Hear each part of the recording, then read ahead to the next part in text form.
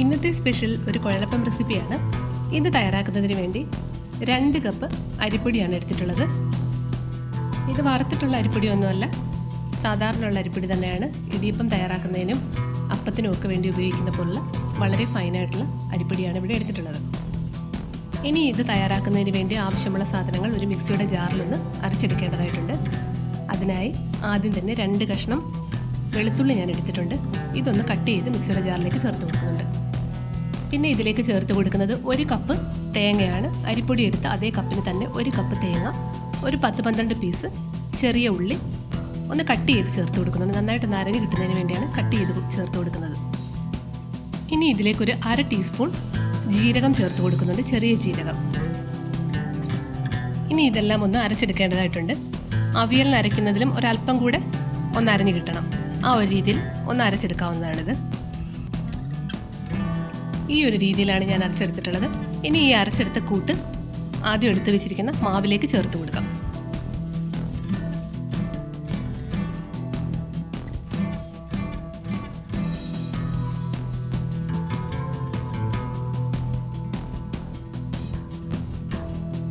അതിനുശേഷം ഇതിലേക്ക് 1 ടീസ്പൂണോളം എള്ള് കൂടെ ചേർത്ത് കൊടുക്കുന്നുണ്ട്.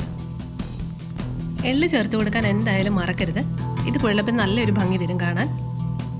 ഇനി ഇതിലേക്ക് ചേർത്ത് കൊടുക്കുന്നത് നന്നായി തിളപ്പിച്ച വെള്ളമാണ്.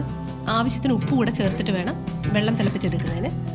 അത് കുറേശ്ശെയായിട്ട് ഈ മാവിലേക്ക് ഒഴിച്ചു കൊടുത്ത് ഇതൊന്ന് ഇളക്കി യോജിപ്പിച്ചെടുക്കണം. ഏകദേശം ഇതൊരു ഇടിയപ്പത്തിനൊക്കെ കുഴച്ചെടുക്കുന്ന ആ ഒരു പരുവത്തിന് വേണം കുഴച്ചെടുക്കാനായിട്ട്.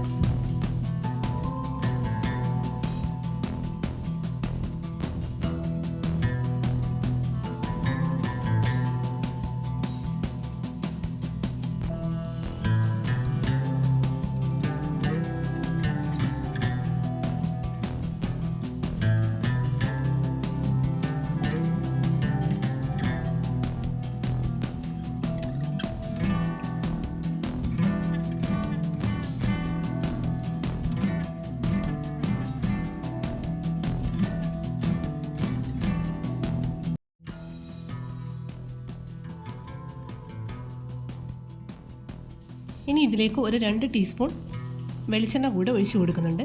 മാവിന് നന്നായിട്ടൊരു സ്മൂത്ത്നെസ് കിട്ടുന്നതിന് വേണ്ടിയിട്ടാണ് ഈ ഓയിൽ ഒഴിച്ചു കൊടുക്കുന്നത്. ഈ മാവിൻ്റെ ചൂടൊക്കെ ഒന്ന് പോയ ശേഷം നമുക്കിനി ഇത് കൈകൊണ്ട് നന്നായിട്ടൊന്ന് ഇളക്കി യോജിപ്പിച്ചെടുക്കേണ്ടതായിട്ടുണ്ട്.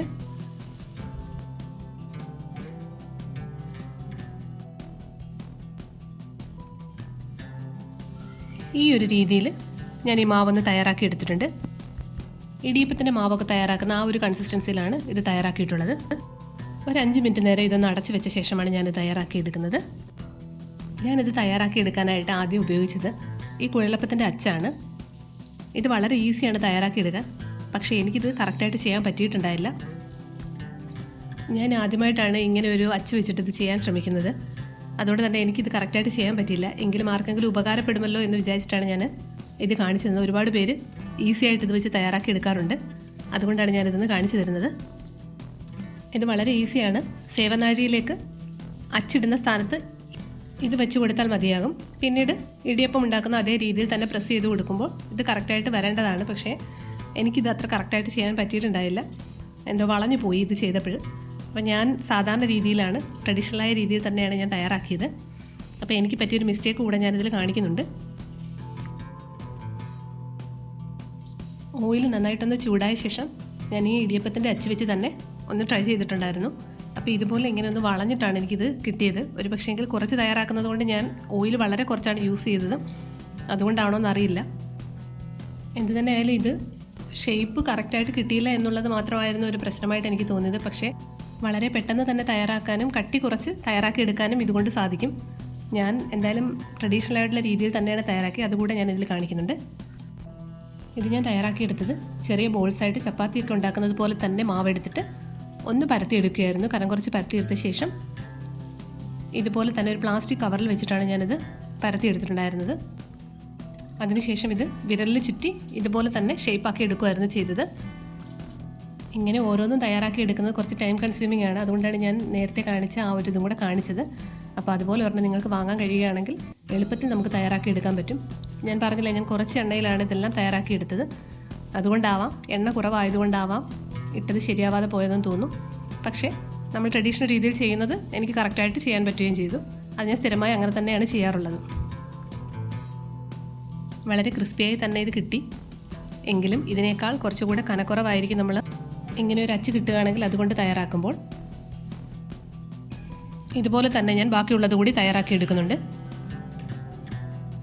എല്ലാം ഒരുപോലെ ഒരു ഷേപ്പിൽ കിട്ടാൻ വേണ്ടി ഇതുപോലെ ഒരു റൗണ്ടായിട്ടുള്ള എന്തെങ്കിലും ഒരു പാത്രമോ വല്ലതും വെച്ചിട്ട് കട്ട് ചെയ്തെടുത്താൽ മതിയാകും.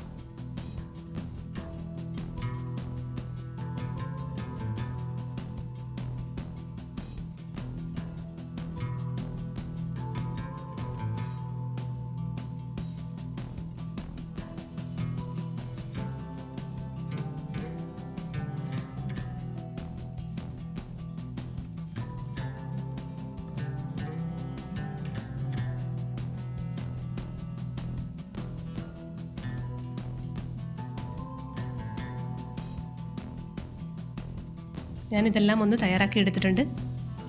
വളരെ ടേസ്റ്റി ആയിട്ടുള്ള റെസിപ്പിയാണിത്. കുറച്ചധികം ദിവസം നമുക്ക് കേട് കൂടാതെ ഇത് സൂക്ഷിച്ച് വെക്കാനും കൂടെ പറ്റുന്ന ഒരു ഐറ്റമാണ്. അപ്പോൾ എല്ലാവരും ഇതൊന്ന് ട്രൈ ചെയ്ത് നോക്കുക. നിങ്ങൾക്ക് ഈ ഒരു റെസിപ്പി ഇഷ്ടമായെങ്കിൽ എൻ്റെ ചാനൽ സബ്സ്ക്രൈബ് ചെയ്യാനും ലൈക്ക് ചെയ്യാനും ഷെയർ ചെയ്യാനും മറക്കരുത്. അപ്പോൾ മറ്റൊരു റെസിപ്പിയുമായി നമുക്ക് വീണ്ടും കാണാം. താങ്ക്